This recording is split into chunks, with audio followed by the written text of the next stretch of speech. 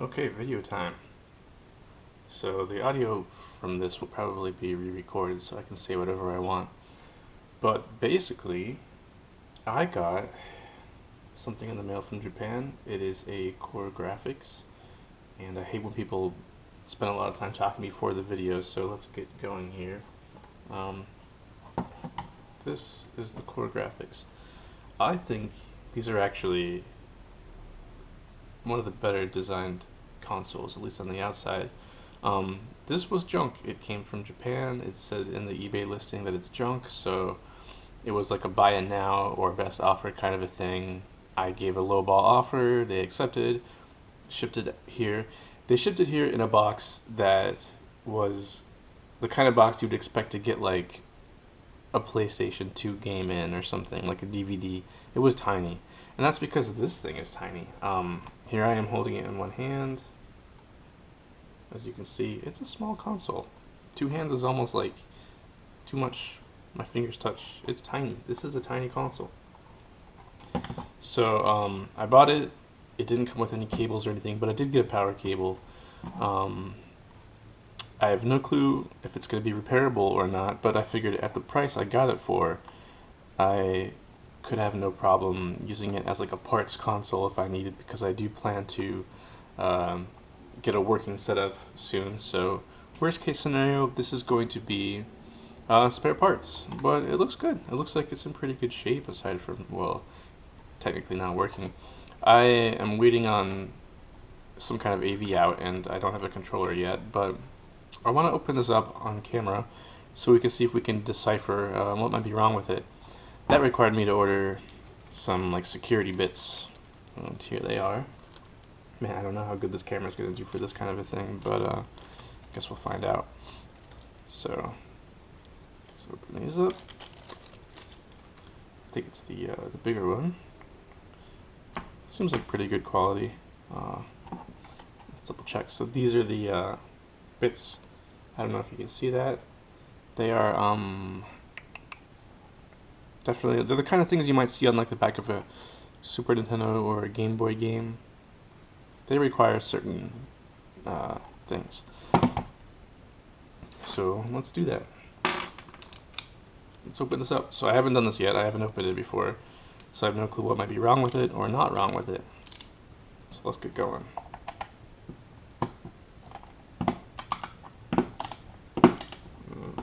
It's not perfect,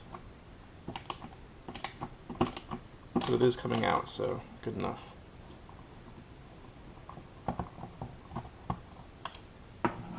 Okay, weird little security screw. It slips a little bit, so I'll just kind of go slow.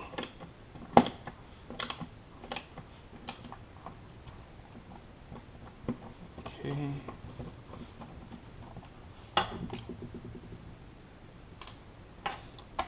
Now, I've seen videos that were like buyer beware, you know, and people opened, usually this is for the PC Engine, the original white one, which one of the reasons I didn't get that original one is because they are very discolored at this point. They're pretty old. They're like 30 years old or 25 years old, whatever, so you open one of those up. Actually, you don't even have to open it up. You look on the outside, it's just totally discolored, really gross. Also, they only have RF out by default, which I'm trying to avoid. The discoloration is not as apparent on these dark colored ones, and they do all the same stuff pretty much, and I think this one is really well designed. I like it a lot. So let's get these out.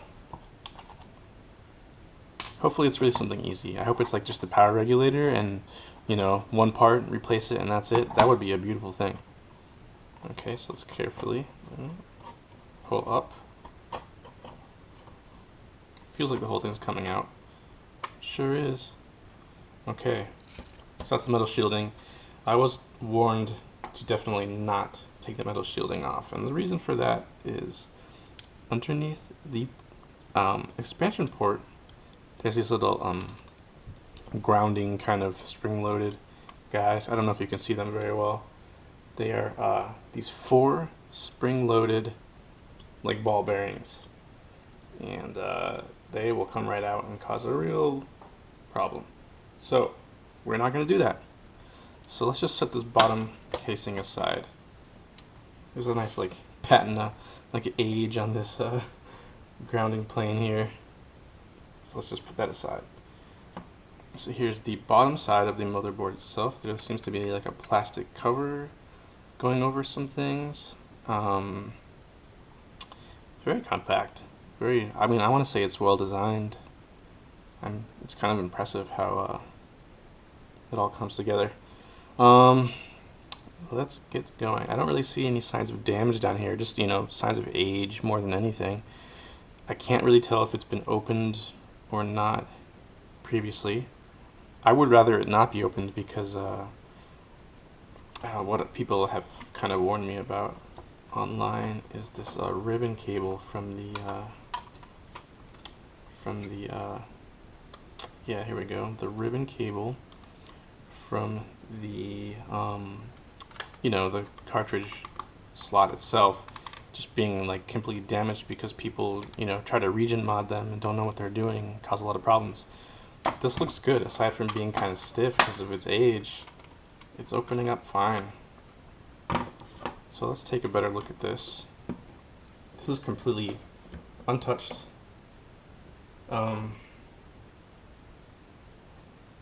Completely untouched. It looks old, which it is, but I mean, if you take a look, these are the main, like, Hudson made, you know, the Hudson and NEC teamed up to make this. Hudson had already, I believe, I mean, I'm sure I'm gonna get some of this wrong, but I believe that Hudson had been working on like a software/hardware platform, and NEC had been looking to get into video games.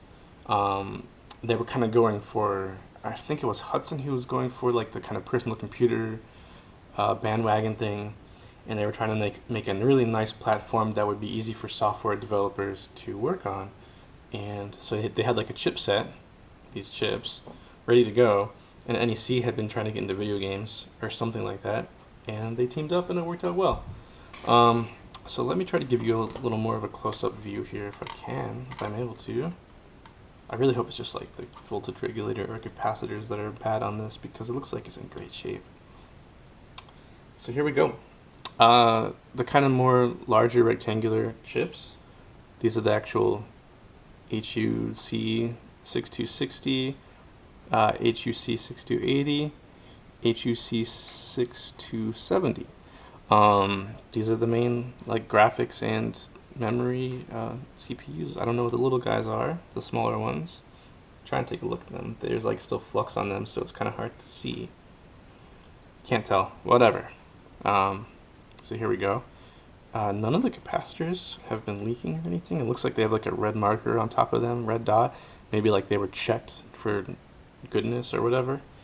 Now, if I had to guess, let me try to zoom in. So this whole part here, this is a big old heatsink, and it's a heatsink for this guy right here. This is an NEC made, I'm going to assume, voltage regulator. Oh yeah, look at that, it's a 7805. Now, me being the Boy Scout that I am, and being prepared, I ordered a replacement 7805. I actually ordered 3 of them. I probably have some here in my drawer somewhere, but whatever, can't be bothered. Because it's my guess that if the thing's not powering on, which I don't know for sure, but if it's not, then I'm going to blame this guy right here. It might have popped, it might have blown, maybe they plugged the wrong power supply into it and just it ate shit, you know, and it was done. Could be some of these power handling caps underneath there, if you kind of look and see them. Let's try to get you a better angle camera. I have no clue if this is working out or not. I mean, recapping this thing wouldn't be the end of the world. And actually, at this angle, I think I might already be seeing a problem. I don't know. There is a fuse in there. I don't know if the original PC Engine had a fuse, but if you look, let's see if I can show it to you. If you look like right here, come on, I have no clue if you're able to see this. Sorry, I'm using a GoPro, which probably isn't the best. There's a fuse in there. Let's try to do it this way. Yeah, here you go. Now you can see that fuse. It's right inside this like little, man, come on, where's the, there, right there is a fuse. And the fuse could be blown. Could have detached, could be anything.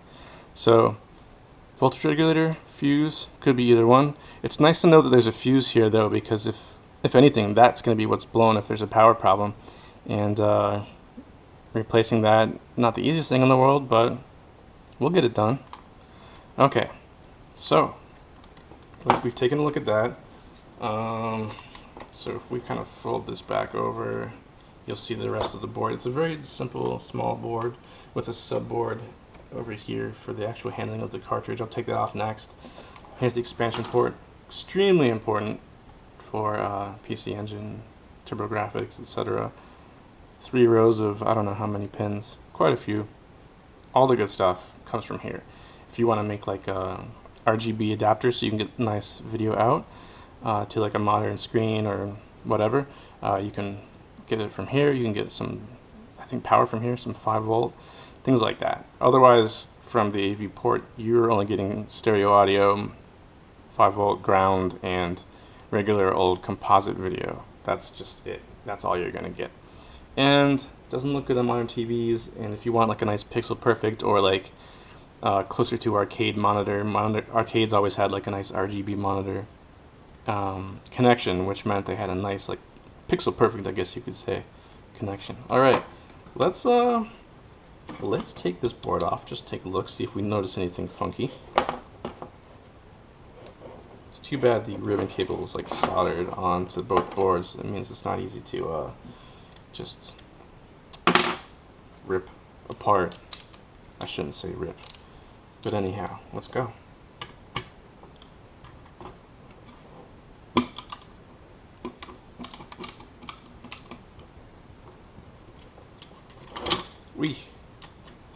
Okay, there we go.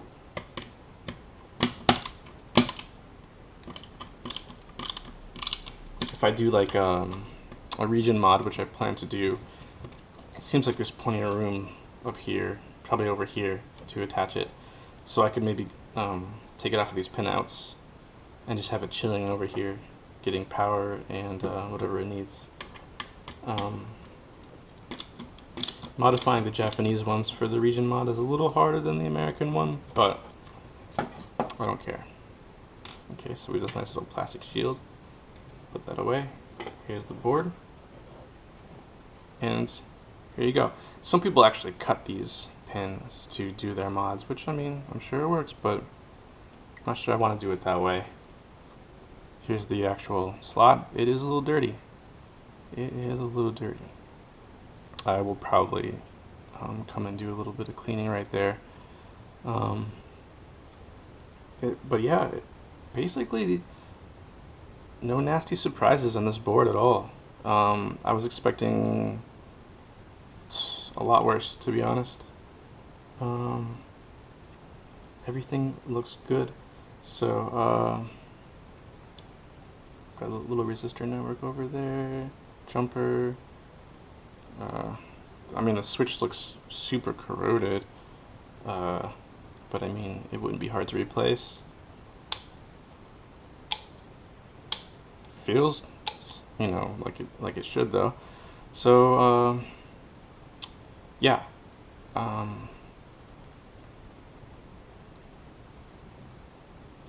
This looks good. I'm gonna come right back with like a Q-tip, bit of rubbing alcohol to clean the pins here, because I think that could be part of the problem, maybe why it was sold as junk.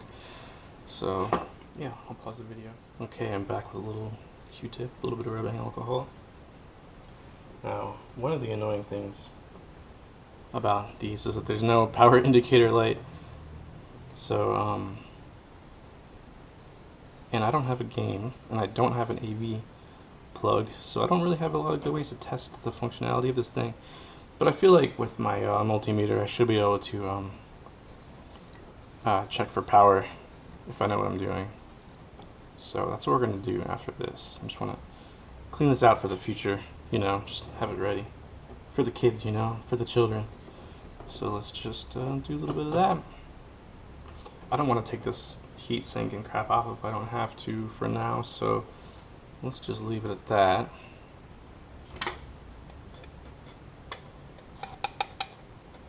This is a nice, like, they built this thing sturdily. I guess this is for like interference and whatnot, but also it's just a nice thick metal plate, just like keeping the top of the case strong. You see the inside of like the heat vents here. Just really, again, I gotta say, well designed. You can kind of see the vents right here. You have like your circular design, and then you have your nice cue card slot here. It's beautiful, beautifully designed. The CoreGrafx 2 has an orange like silkscreen logo, and the circular design was gone. So I mean, I'm sure they're even in better shape and newer and everything, but I just like the design of this one a lot. It kind of echoes the original PC Engine a little better, I think, and this looks good. Has a nice subdued color, and whatever. And if I don't get it to work, at least I'll have a nice system for parts. So just doing a little cleaning here. Okay. This guy looks fairly corroded. Then again, replacing a barrel power connector is not a huge deal at all, but I do want to just... It's too bad I ran out of my contact cleaner and corrosion stuff. I'll have to get some more of that. But anyhow, there we go. Yeah, the fuse feels like sturdy. It hasn't... I don't know. Maybe it's pop. I can't tell from here. I don't want to take everything off if I don't have to. So let's start getting everything back together so we can do some quick tests. I won't screw it together because I'll probably be ripping it right back apart, but... And again, like I said, I really haven't prepared properly in terms of like having a game or an AV cable or anything. That's the next step. Once I have thoroughly convinced myself that the hardware is okay. Alright, so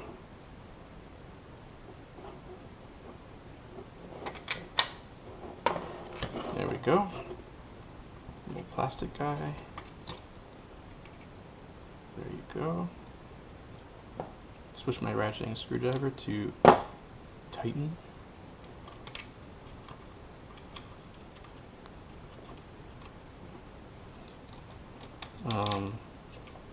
So I have an anecdote I can tell about... Am I using the screws? No, I'm not. So I have an anecdote I could tell about these things, and would kind of explain the reason why I'm into them. But so I was a kid of the 80s, and I remember wanting a Nintendo for a while. I was not the first of my friends to get one, and then when I did get one, sometime afterwards, started seeing ads for TurboGrafx. And what I remember about the TurboGrafx is that it had, you know, like bigger sprites and flashier characters and all that stuff that you think about when you think of like next generation of games. And it enthralled me. And the anecdote's kind of embarrassing, and maybe I'll tell it later. But okay. This is back on. Don't want to go crazy here with the screws, but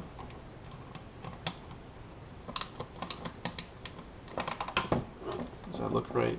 Yeah, I think a card would slide right in. Yep, looks good. So, and we obviously can't forget the power, and I'm not sure which way it goes. So let's find out. This is not the way it goes. It goes like that. So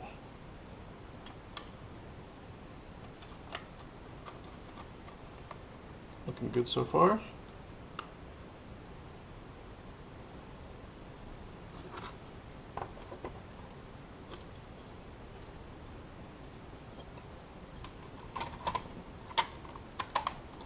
Another thing to mention is that these consoles were designed from the start. This platform was designed from the start to have a CD-ROM drive. The only reason it didn't include it by default is because, you know, these guys were the first ones to ever do it. They weren't sure if it was going to work. Okay, let's see. What can I unplug to plug in this power supply? I mean, there's really almost no point in turning it on like this with no AV out and no card in there, no controller. But I just want to see. I just want to see if anything happens at all. Let me unplug whatever this is. What is it? Hold for 1 second.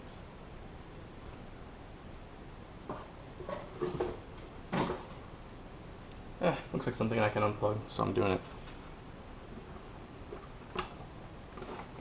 Okay, nothing bad happened.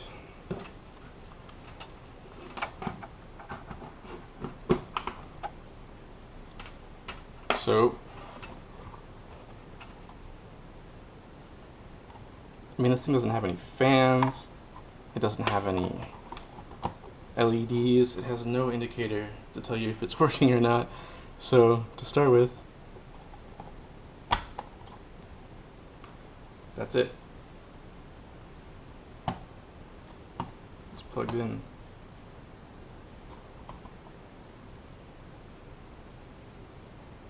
Nothing, no moving parts, no way to tell. Okay, so the next step is to open it up with the power on and do some readings with a multimeter. So I'll be right back when we do that. Okay, so I'm back with my handy multimeter that I actually had to dust off, and I feel horrible about that. It means I haven't been using it and I feel like a real jerk. So let's see if we can make it easier or harder to read the screen. That's going to be interesting. So let's turn this off, on to DC power. Let's get the light on there. I have no clue if this is making it easier or harder to read. But, so I was told that, or I was told and parroted myself that this AV out port does give 5 volts. So one thing I want to test is see that power's coming in, which I think is like 9 or 10 volts, which is what it wants. I just want to see if 5 volts is coming out of here. That will tell me that, I mean, at least power is flowing through here, and it's being regulated properly from that 7805. That means that we know that the power supply is technically working. Anything else that could be problematic might be, well, unfortunately, some of this core stuff, but yeah, let's find out. So ground is pretty much anything. This is probably ground, this is definitely ground, that's probably ground, this is ground. So let's touch ground and let's find, let's try to get 5 clean volts. And I think we just had it. Right there, look, 5.02, 5.01 direct current. Oh, let me turn that light back on. There we go. And let's turn this light down. Is that legible? I have no clue. Stay on for a second, will you? Look at that. Come on, light. Can I hold it? There. Will that stay on? Oh no, that's not what I want. I wish I had 3 hands. Hey, so Total Recall is a great movie, huh? There. I froze it at 501 so you can see it. So we're getting like a very clean 5 volts out of that AV port, which we're supposed to. To be honest, I'm not sure what it would need the 5 volts for, but it's a really good sign. And just to prove, I'm going to flip it off. Let's turn hold off. It's hard to turn this off with the case removed, as you can see. So again, we're going to touch ground and do, I guess, what, pin 4, whatever. We got nothing. 0.1, whatever. Margin of error. So this thing powers up as far as I can tell and works. So that's a really good sign. This is probably a really boring video, but I just want to document this and show everyone the kind of things you might want to do if you're going to get into trying to get some good deals online by getting things that say that they're junk when they might not be, or they might be easy to fix. And then you can play a whole bunch of awesome, cheap, classic games. And maybe upgrade later. And my plan in the future is to add the RGB out from the expansion port there, so that we can have a nice, crisp, clear picture on like a high-def TV or anything really. And obviously a region mod, which just requires a little guy to be chilling here and tapping into some of these ports. And like on the Japanese version, you have to unground one of these pins on one of these, I forget which. But so those are the things I'm going to be doing. So I guess stay tuned, blah blah blah.